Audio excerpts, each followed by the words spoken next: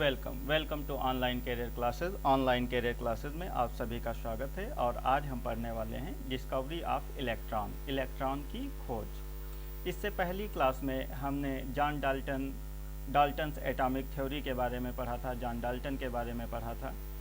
तो उसको थोड़ा सा हम रिवाइज करते हुए अपने नेक्स्ट टॉपिक की तरफ बढ़ते हैं।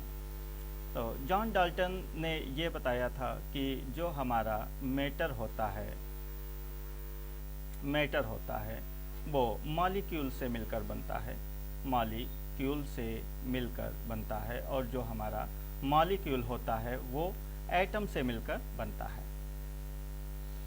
जॉन डाल्टन ने ये बताया था जो मैटर होता है उसकी जो स्मॉलेस्ट यूनिट होती है या सबसे छोटा पार्टिकल्स जो होता है वो एटम होता है, एटम से छोटा पार्टिकल नहीं होता है। ये जॉन डाल्टन की परिकल्पना थी।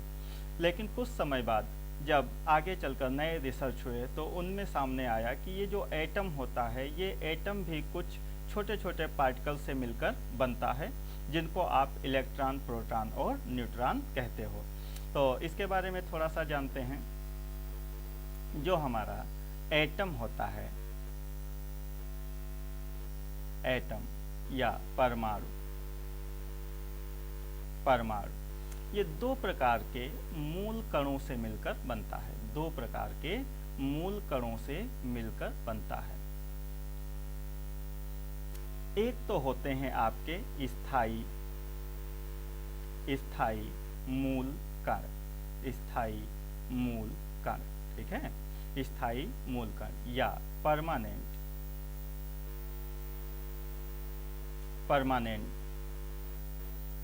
Fundamental particles.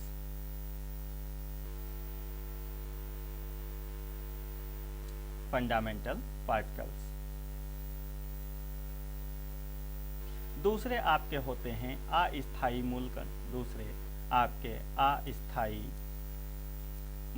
कण,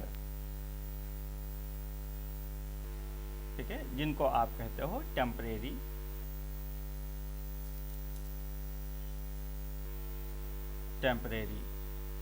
fundamental particles.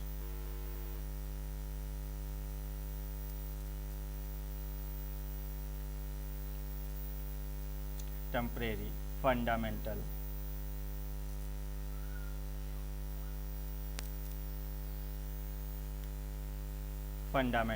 Particles.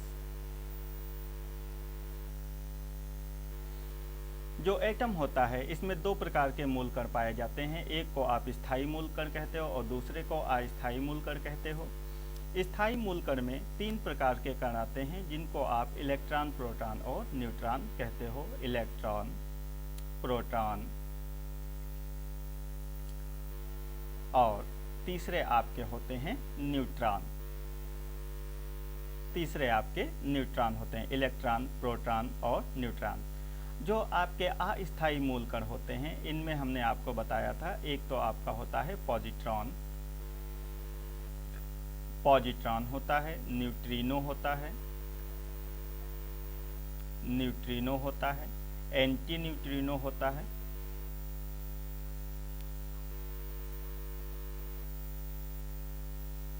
Anti neutrino. इसके साथ साथ कुछ अन्य प्रकार के कण भी पाए जाते हैं, ठीक है। तो आज हम इस पर चर्चा करने वाले हैं कि आखिर कैसे इलेक्ट्रॉन की खोज हुई, कैसे प्रोटॉन की खोज हुई और किस प्रकार से न्यूट्रॉन की खोज हुई। तो आप लोग जानते ही हैं हमारे जो साइंटिस्ट हैं ये कुछ ना कुछ एक्सपेरिमेंट किया करते हैं। तो सन 1859 में इन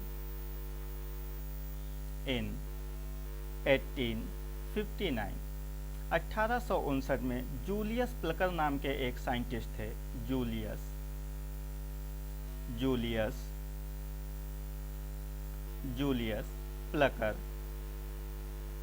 जूलियस प्लकर नाम के एक साइंटिस्ट थे जिन्होंने गैसों में विद्युत विसर्जन किया। कहने का मतलब ये है कि इन्होंने एक नली ली, एक ट्यूब ली, एक विसर्जन नलिका जिसको कहते हैं, विसर्जन नलिका इन्होंने इसको नाम दिया।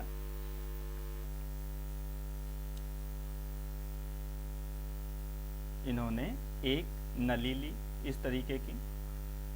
ये लगभग 60 सेंटीमीटर लंबी थी। कितनी? 60 सेंटीमीटर, 60 सेंटीमीटर लॉन्ग, ठीक है, लंबी थी।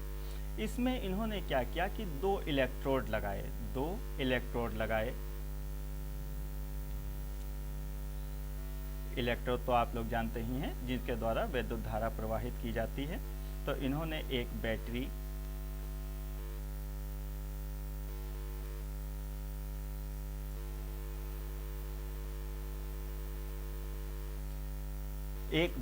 हाई वोल्टेज बैटरी ये थी, high HIGH, high voltage battery या हाई वोल्टेज इलेक्ट्रिक सोर्स,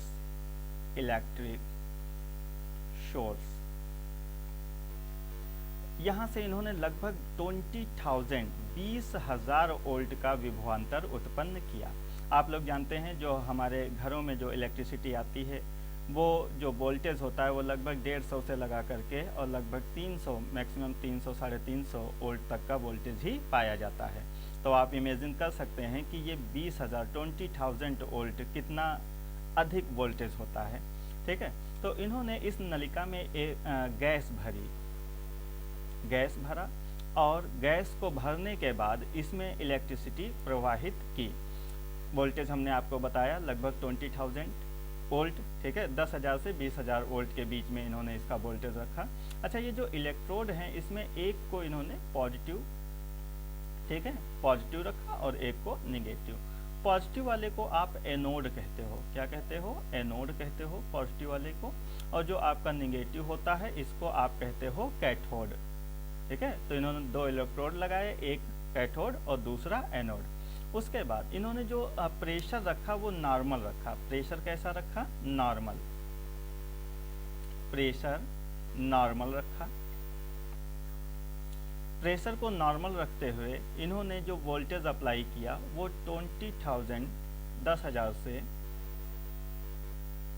10,000 से लगभग 20,000 वोल्ट इन्होंने वोल्टेज रखा। तो इस वोल्टेज पर जब इलेक्ट्रिसिटी इन्होंने फ्लो की तो देखा कि ये जो गैसें थी इनमें किसी भी प्रकार का कोई विक्षेप उत्पन्न नहीं हुआ, मतलब इनमें किसी भी प्रकार की कोई एक्टिविटी देखने को नहीं मिली। तो इससे इन्होंने ये निष्कर्ष निकाला कि जो गैसें होती हैं, ठीक है, ये सामान्य दाब या नॉर्मल प्रेशर, सामान्य दाब, ठीक है, सामान्य दाब या नॉर्मल प्रेशर पर विद्युत की कुचालक होती हैं। सामान्य दाब पर विद्युत की कुचालक होती हैं। विद्युत की कुचालक होती हैं, ठीक है। Eight normal pressure, normal pressure, eight normal pressure, gases are bad conductor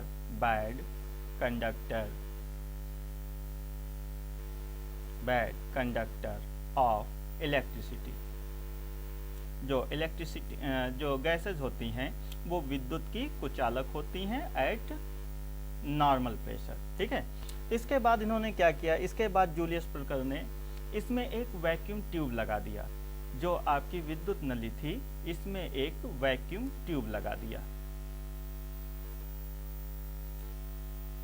इसमें इन्होंने यहाँ पर एक वैक्यूम ट्यूब फिट कर दिया, वैक्यूम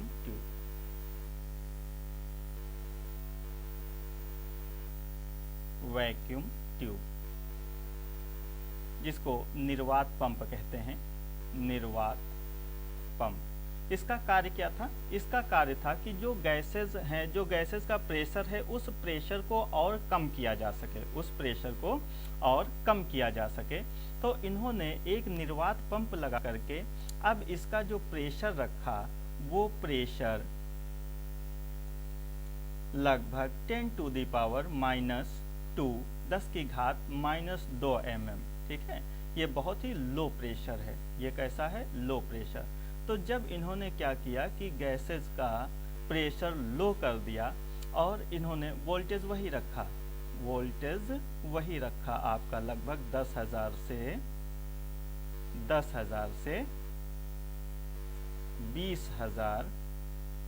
20,000 वोल्ट, ठीक है।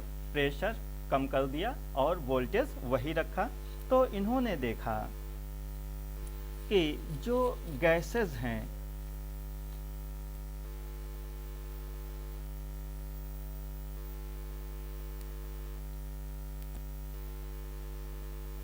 इन्होंने देखा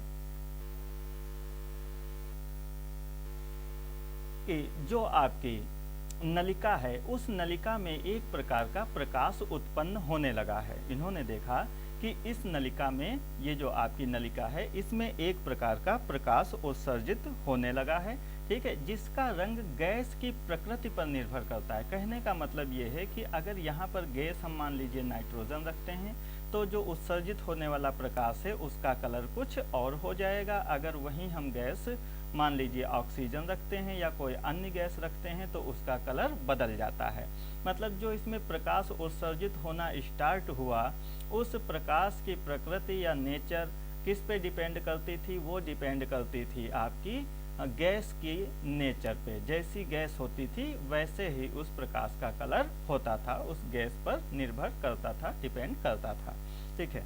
उसके बाद इन्होंने क्या किया कि जो आपका प्रेशर था उस प्रेशर को थोड़ा सा और कम कर दिया। प्रेशर को 10⁻⁻4 mm किया। जब 10⁻⁻4 mm किया इन्होंने प्रेशर को, तो देखा कि ये जो प्रकाश उत्सर्जित हो रहा था वो प्रकाश उत्सर्जित होना बंद हो गया, प्रकाश उत्सर्जित होना बंद हो गया। लेकिन ये जो एनोड था, एनोड के पीछे वाली दीवार पर एक प्रकार की चमक उत्पन्न होने लगी। ये जो एनोड था, एनोड के पीछे वाली दीवार पर एक प्रकार की चमक उत्पन्न होने लगी, ठीक है। जब इन्होंने प्रेशर कितना किया? 10 की घात -4 mm किया, ठीक। एक प्रकार की चमक उत्पन्न होने लगी। इस चमक को क्या कहते हैं? इसको कहते हैं फ्लोरीसेंस। क्या कहते हैं इसको? फ्लोरीसेंस कहते हैं। ये जो चमक उत्पन्न होती है इसको फ्लोरीसेंस कहते हैं। तो एक प्रकार की चमक उत्पन्न होने लगी, ठीक है। जब इन्होंने दाब को और कम करने की कोशिश की, 10 की घात -4 mm इससे भी कम करने की कोशिश की, तो इन्होंने देखा कि ये जो नली थी इस नली में अंधकार छा जाता है, मतलब डार्कनेस आ जाती है, इसमें डार्कनेस आ जाती है, अंधकार छा जाता है, अंधकार आ जाता है। तो ये कई प्रकार के एक्सपेरिमेंट इन्होंने किए। उसके बाद 1879 में विलियम क्रूक्स, 1879 में विलियम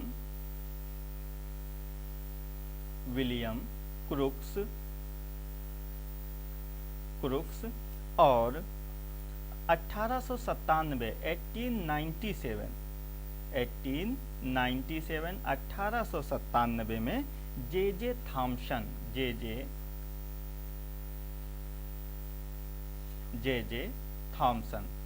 जे थॉमसन ने इस पर और अधिक प्रयोग किए और कई प्रकार के निष्कर्ष निकाले। किस प्रकार के निष्कर्ष निकाले? ठीक है, तो जे थॉमसन ने देखा जो आपकी नली थी, जो आपकी विसर्जन नलिका थी, इस विसर्जन नलिका में ये जो प्रकाश उत्पन्न हो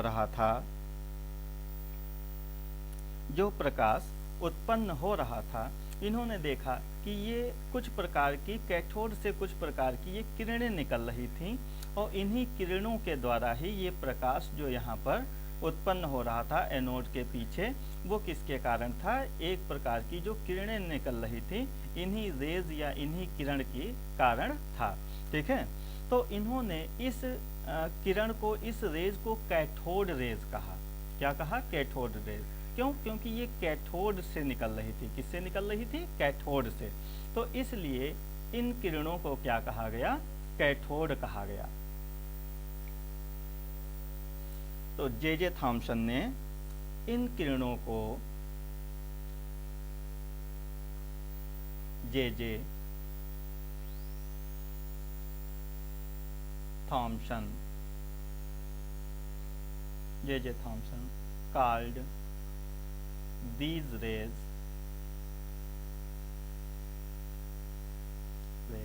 as cathode rays।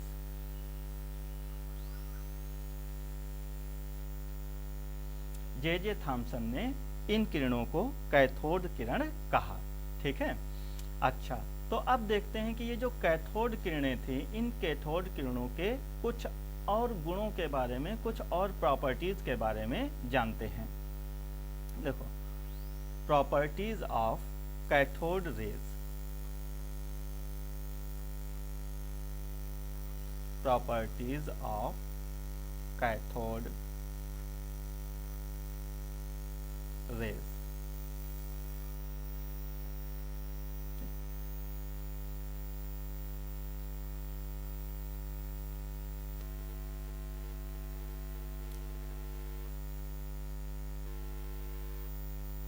सबसे पहला पॉइंट तो आपने यही देखा कि जो कैथोड किरणें होती हैं, ठीक है, ये जो गैस ली जाती है, जो विसर्जन नलिका में जो गैस भरी जाती है, the colour of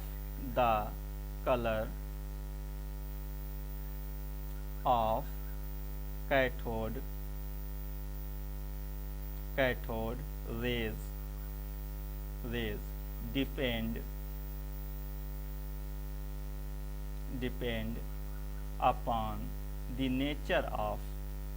depend upon the nature of the gas। तो जो कैथोड किरणों की जो प्रकाश का जो रंग होता है, वो विसर्जन नलिका में जो गैस भरी जाती है, उस गैस के गुण पर निर्भर करता है, डिपेंड करता है। दूसरी चीज, जो आपकी कैथोड रेज होती हैं, वो सीधी रेखा में चलती हैं। ठीक है। Cathode raise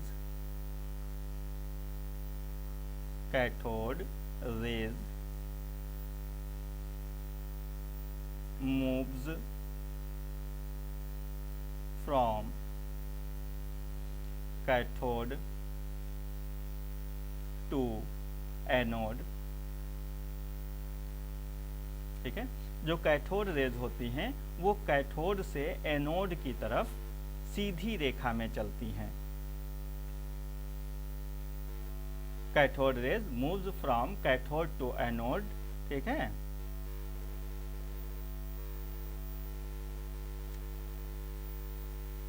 eight linear path.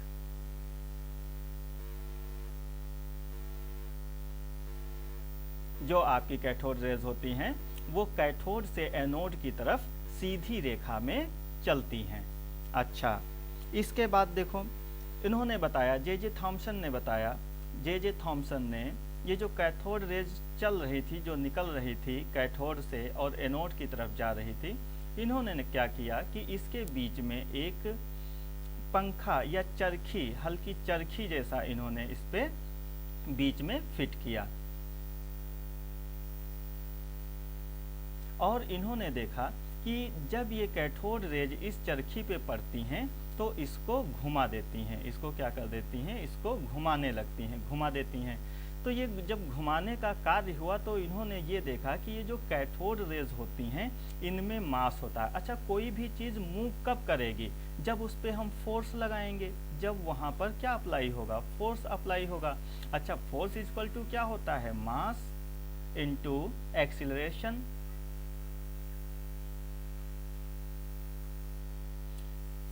ठीक है, मास इनटू एक्सीलरेशन, मतलब F इक्वल टू, आपने फार्मूला पढ़ा होगा, F equal to m into a. ठीक है।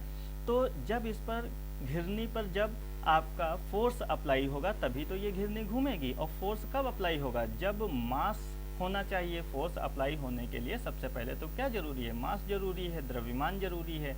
तो इन्होंने बताया कि ये जो कैथोड रेज होती हैं इनमें द्रव्यमान होता है, और ये द्रव्यमान किसके कारण होता है, तो ये द्रव्यमान इनमें छोटे छोटे पार्टिकल्स होते हैं, उन्हीं के कारण ये द्रव्यमान पाया जाता है। कहने का मतलब ये था कि जो कैथोड रेज होती हैं वो स्मॉल पार्टिकल्स से मिलकर बनती हैं। कैथोड रेज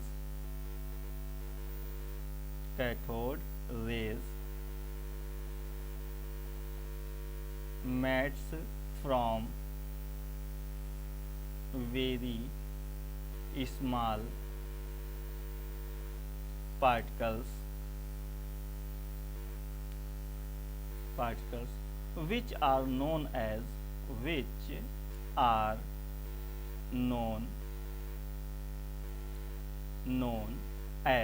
इलेक्ट्रॉन, जिसको इन्होंने इलेक्ट्रॉन नाम दिया।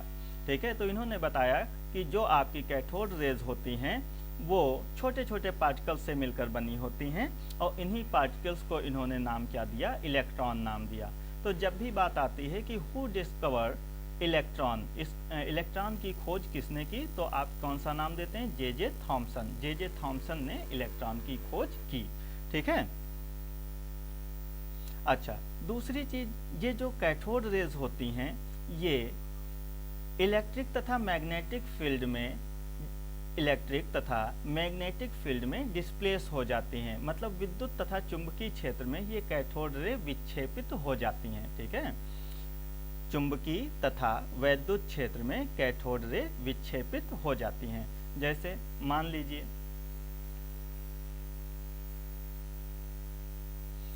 ये आपकी कैथोड रेज चल रही थी सीधी रेखा में, ठीक है, कैथोड से एनोड की तरफ।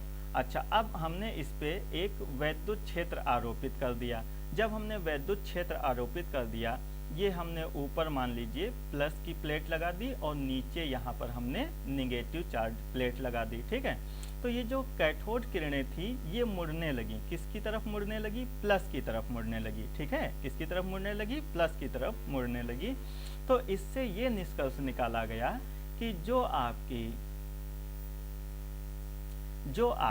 कैथोड रेज होती हैं वो निगेटिवली चार्ज होती हैं, क्योंकि जो निगेटिव चार्ज पार्टिकल्स होगा वही तो पॉजिटिव की तरफ जाएगा, क्योंकि आप लोगों ने पढ़ा होगा कि सेम चार्जेस रिपेल करते हैं, जो सेम चार्जेस होते हैं वो रिपेल करते हैं, और जो आपके डिफरेंट चार्जेस होते हैं वो आपके क्या करते हैं, अट्रैक्ट करते हैं, एक दूसरे को अट्रैक्ट करते हैं। तो इससे ये निष्कर्ष निकाला गया कि ये जब प्लस की तरफ चलने लगी तो इससे ये निष्कर्ष निकाला गया कि जो कैथोड रेज होती हैं वो निगेटिवली चार्ज्ड होती हैं। Cathode rays are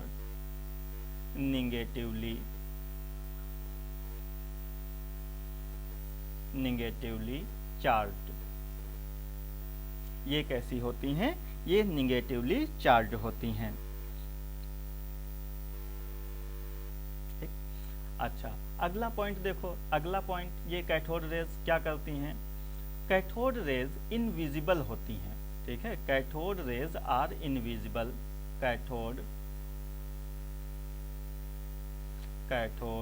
raise are invisible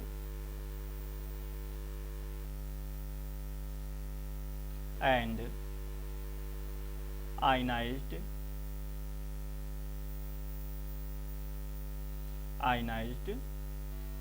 the gaseous ठीक है। तो जो कैथोड रेज होती हैं वो इनविजिबल होती हैं, अदृश्य होती हैं, और ये जिस गैसी माध्यम से ये गुजरती हैं, जिस गैस के से ये गुजरती हैं उस गैस को ये आयनित कर देती हैं, आयनाइज्ड कर देती हैं। एक तो ये प्रॉपर्टीज इनकी हो गई। ठीक है। अच्छा, ये जब किसी फोटोग्राफिक प्लेट पे पड़ती हैं तो ये फोटोग्राफिक प्लेट को भी अफेक्टेड करती हैं, ठीक है, उसको भी प्रभावित करती हैं। तो अगला जो पॉइंट हो जाएगा हमारा वो हो जाएगा cathode rays affected the photographic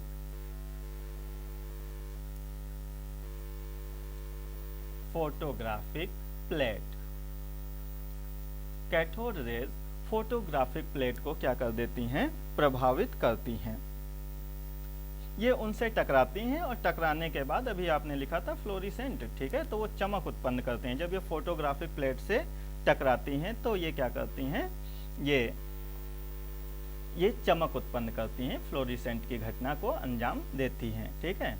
अच्छा, अगला पॉइंट क्या है कि कैथोड किरणें धातु की पतली पन्नी को भेद सकती हैं, ठीक है, ये पेनिट्रेट कर सकती हैं। अगर कोई पतली पन्नी इनके बीच में आ जाए, जो कैथोड रेज निकल रही हैं, जो कैथोड से एनोड की तरफ एक सीधी रेखा में चल रही हैं, इनके बीच में अगर कोई धातु की पतली सी पन्नी अगर आप रख देंगे तो उनको ये भेद करके पार हो जाती हैं, ठीक है, उनको भेद सकती हैं।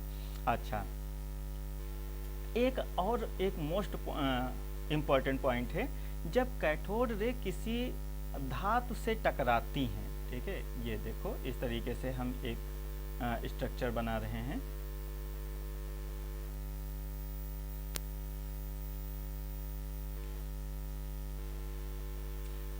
जब ये जो आपकी कैथोड रेज होती हैं, ये जब किसी धातु से टकराती हैं, ठीक है, जिसका गलनांक उच्च होना चाहिए, हाई मेल्टिंग पॉइंट, हाई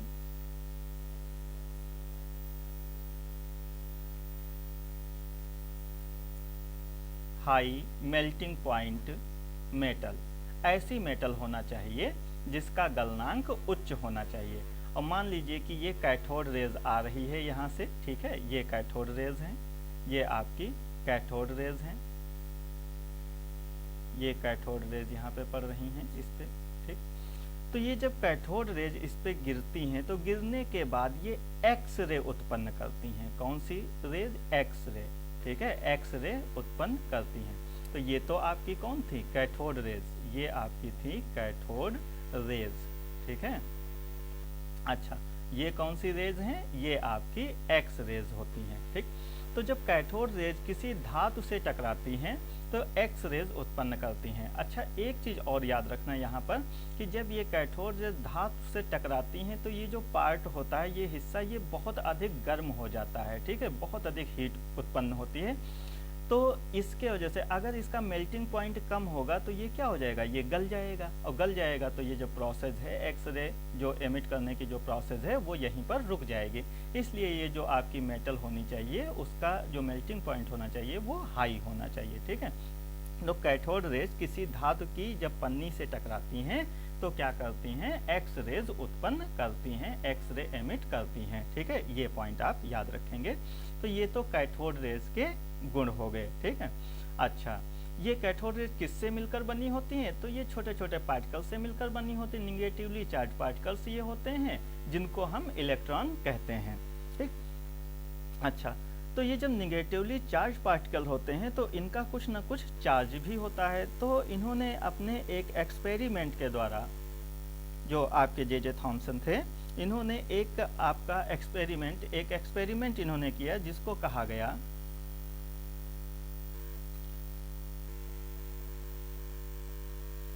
एक एक्सपेरिमेंट किया, और उस एक्सपेरिमेंट के द्वारा इन्होंने चार्ज और मास का रेशियो निकाला, चार्ज और मास का रेशियो निकाला।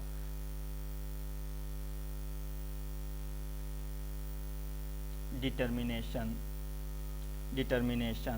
Of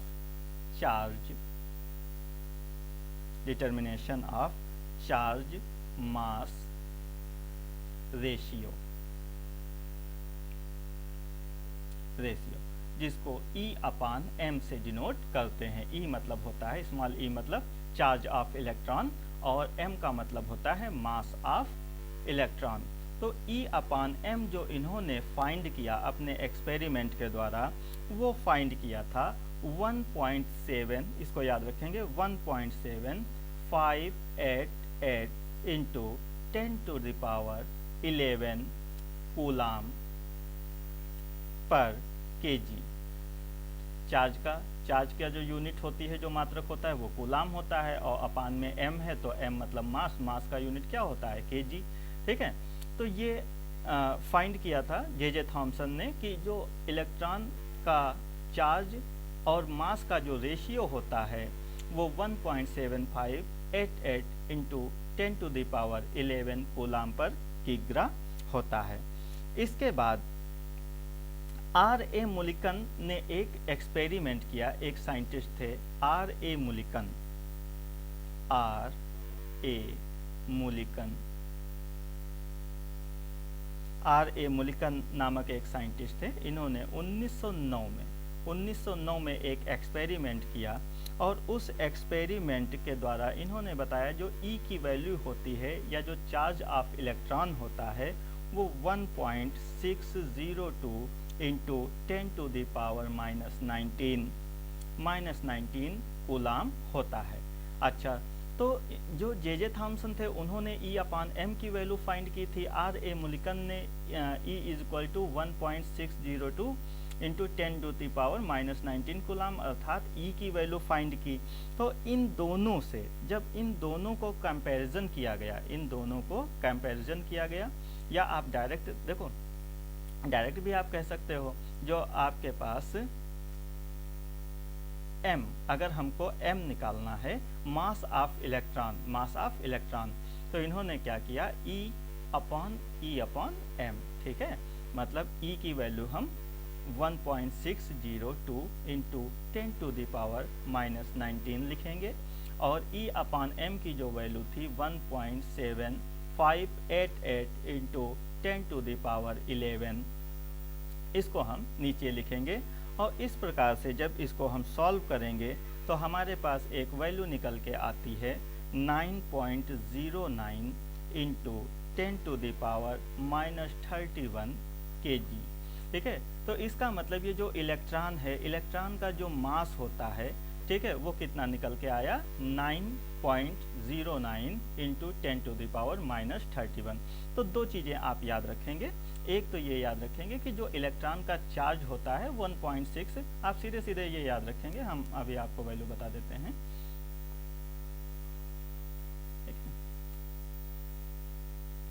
mass of electron Me से डिनोट कर देते हैं इसको कहीं कहीं, ठीक है। M मतलब मास, E मतलब इलेक्ट्रॉन, तो इलेक्ट्रॉन का मास, तो इलेक्ट्रॉन का मास आप ये याद रखेंगे 9.1 इंटू 10⁻31 kg।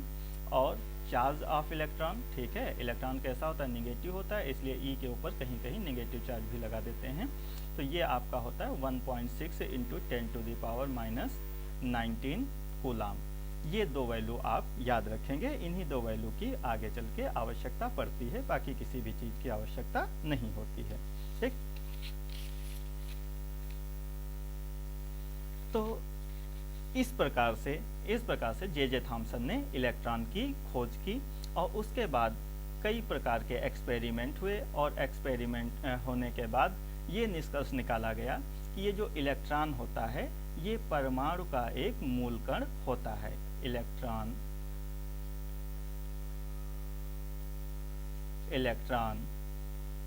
परमाणु मतलब एटम, जो अभी हमने आपको बताया था कि एटम दो प्रकार के फंडामेंटल पार्टिकल्स से बना होता है। तो उसी में जो एक पार्टिकल्स होते हैं उनमें से एक पार्टिकल आपका इलेक्ट्रॉन भी होता है। तो इलेक्ट्रॉन परमाणु का मूल कण होता है, ठीक है। सभी प्रकार के परमाणुओं में इलेक्ट्रॉन एक मूल कण होता है, ठीक। इस प्रकार जे थॉमसन ने इलेक्ट्रॉन की खोज की, ठीक है। अगर आपको हमारी क्लास अच्छी लगी हो तो हमारी क्लास को लाइक करें, सब्सक्राइब करें और अपने दोस्तों के साथ शेयर करें। इसके आगे हम पढ़ेंगे डिस्कवरी ऑफ प्रोटॉन। अगली क्लास में हम डिस्कवरी ऑफ प्रोटॉन देखेंगे कि प्रोटॉन की खोज कैसे हुई। Thank you for watching. Thank you very much.